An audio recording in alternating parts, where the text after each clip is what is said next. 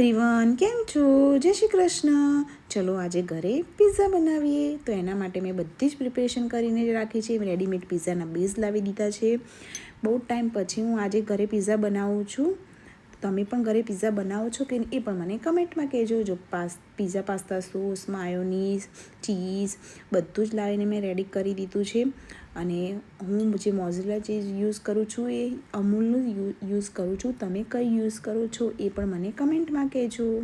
અને અહીંયા આવે છે ને કચુંબર મીન્સ જે ટામેટાં, ડુંગળી, કેપ્સિકમ જે કટિંગ કરવાનું છે એ બધું કટિંગ કરી દઈશ. હું આ રીતે કાચું જ યુઝ કરું છું. તેલમાં સાતળીને કેવી રીતે વઘારીને યુઝ નથી કરતી, કેમ કે એ વાળું અમને બધાને ઓછું ભાવે છે.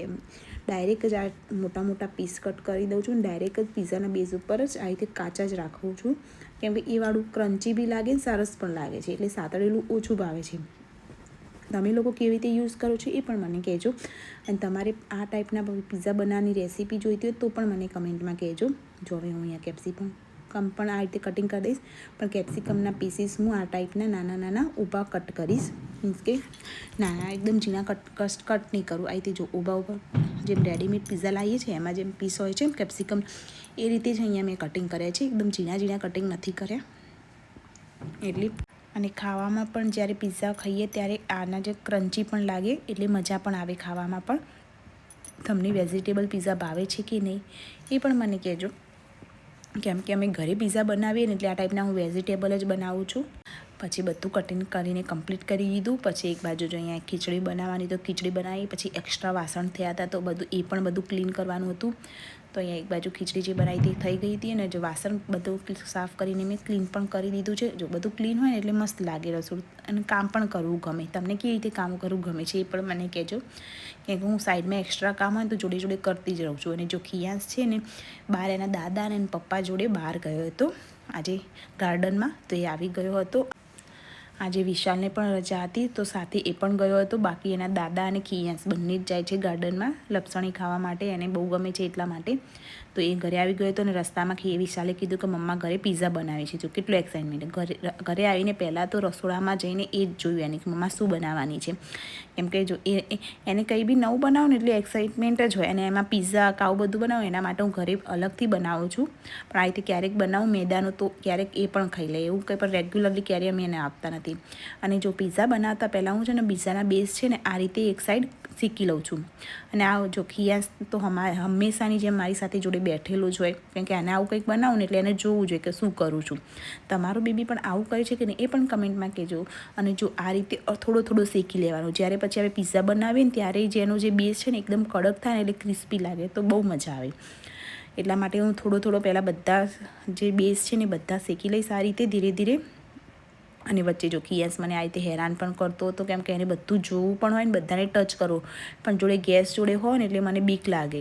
એટલા માટે હું તેને બોલતી પણ હતી જોડે. તો એ રડવા લાગ્યો. પછી મેં અહીંયા એક બાજુ પિઝા બનાવવાનું પણ સ્ટાર્ટ કરી દીધું હતું. અને જોડે ખિયાસ તો મારી જોડે ચોંટેલો જ રહ્યો હતો, પણ એને બહાર જવું જ નહોતું. તો દેખો મારા જોડેથી ખસતું જ નહોતું. અને અહીંયા પછી મેં પિઝા બનાવવાનું જોડે સ્ટાર્ટ કરી દીધું હતું. અને તમે લોકો પિઝા શેમાં બનાવો છો? ઓવનમાં બનાવો છો કે ગેસ પર કઢાઈમાં બનાવો છો એ પણ મને કહેજો. કેમ કે હું આ ઓવનમાં બનાવીશ ને એને 6 થી 7 મિનિટ માટે એને બેક કરીશ 170 ડિગ્રી પર. બાકી તો ઓવન ના હોય તો તમે આ જ વસ્તુ તમે 6 થી 7 મિનિટ નોર્મલ મીન્સ એકદમ સ્લો ફ્લેમના ગેસ પર 6 થી 7 મિનિટ મૂકીને બનાવી શકો છો કઢાઈમાં પણ. જો અહીંયા મારા હસબન્ડ પણ હેલ્પ કરવા માટે આવી ગયા, કેમ કે આજે એમને સન્ડે હતો, રજા પણ હતી. એટલા માટે હું આવું કંઈક નવું બનાવું એટલે એ હેલ્પ કરવા માટે આવી જાય. એટલે આપણને પણ કામ કરવું ગમે. તમારા હસબન્ડ પણ હેલ્પ કરાવે છે કે નહીં એ પણ મને કહેજો. જો અહીંયા હું બનાવતી હતી તો એ જોડે એ પણ હેલ્પ કરાવી રહ્યા હતા. અને તમે લોકો પણ આ રીતે ઘરે પિઝા બનાવો છો કે નહીં એ પણ મને કહેજો. અને તમારે કેવા બને છે, કેમ કે હું તો બનાવું છું અને અમારા ઘરમાં તો બધાને બહુ જ ભાવે છે. અહીંયા જો મેં પહેલો પિઝા રેડી કરી દીધો હતો આ રીતે મસ્ત. કેવો જો બહારથી લાવ્યો એવો જ લાગે છે. હવે આને હું ઓવનમાં બેક કરવા મૂકી દઈશ. મીન્સ મારા હસબન્ડ મૂકે છે એમને, કેમ કે એ બધું સેટ કરીને એમને આ બધું કરવું ગમે પણ છે. એટલે જોડે એ પણ થોડી હેલ્પ કરાવે એટલે મજા પણ આવે આપણને કંઈક બનાવવાની. જો અહીંયા ફાઇનલી મારો પિઝા બનીને આવી ગયો હતો. જો કેટલું મસ્ત બન્યું છે, દેખાય છે ને? તમે બહારથી જ લાવ્યા હોય ને એવું જ બન્યું છે ને? અને તમે પણ ચલો મારી સાથે પિઝા ખાવા માટે. બહુ સિરિયસલી મસ્ત થયો હતો. પછી મારા હસબન્ડે અહીંયા કટ કરી દીધું.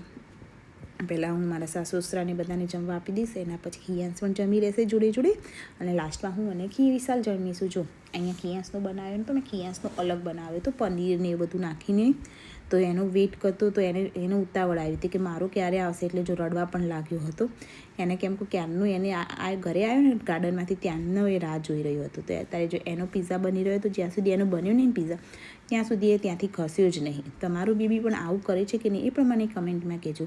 અને જોડે આવું કંઈક બનાવેલી જોડે કેટલું મેસ હોય છે એ તો તમે જોઈ શકો છો. જો અહીંયા પિઝા ખાઈને કેટલો ખુશ થઈ ગયો છે, એનું પિઝા બનીને આપી દીધું ને એટલે કેટલો ખુશ થઈ ગયો છે, મસ્તીમાં આવી ગયો છે. પછી એમનું ખાવા પીવાનું પત્યું એટલે જોડે જોડે અમે પણ ખાતા ગયા અને જોડે અમે બનાવતા પણ ગયા. હું વિશાલ તો આવું જ કરીએ કે આવું કંઈક વસ્તુ બનાવીએ એટલે જોડે જોડે ઊભા જમતા પણ જઈએ અને આવું બનાવતા પણ જઈએ, મજા પણ આવે સન્ડે હોય એટલે. તમે લોકો પણ આવું કરો છો કે નહીં એ પણ મને કમેન્ટમાં કહેજો. અને જો તમને મારા વ્લોગ પસંદ આવતા હોય તો પ્લીઝ મારી ચેનલને સબસ્ક્રાઈબ કરો, લાઇક કરો, શેર કરો અને કમેન્ટ કરો, જેથી હું નવા વ્લોગ બનાવતી રહું. અને મારા વ્લોગમાં કંઈક તમને મિસ્ટેક લાગે તો પણ મને સજેસ્ટ કરી શકો છો કે આવું મારે કરવું જોઈએ, તો હું નેક્સ્ટ ટાઈમથી ધ્યાન પણ રાખીશ કે હું તમારા વ્લોગમાં કંઈ ચેન્જીસ કરવા જેવું હશે તો ડેફિનેટલી કંઈ. અને સિરિયસલી પિઝા બહુ જ મસ્ત બન્યા હતા, તમે મારા એક્સપ્રેશન જોઈને કંઈ સમજી શકો છો કે કેવા બન્યા હતા. જાણે બહારથી લાવે એવા જ બન્યા હતા. જો બહાર જમવા જઈએ ને તો તમે આટલા પિઝા ના ખાઈ શકો, ઘરે તો તમે સારી એવી ક્વોન્ટિટીમાં પણ ખાઈ શકો, બહારથી તો તમે 1-2 પીસ ખાઓ ને ધરાઈ જાઓ. અને bye bye, thank you so much for watching my video. Like, share, comment.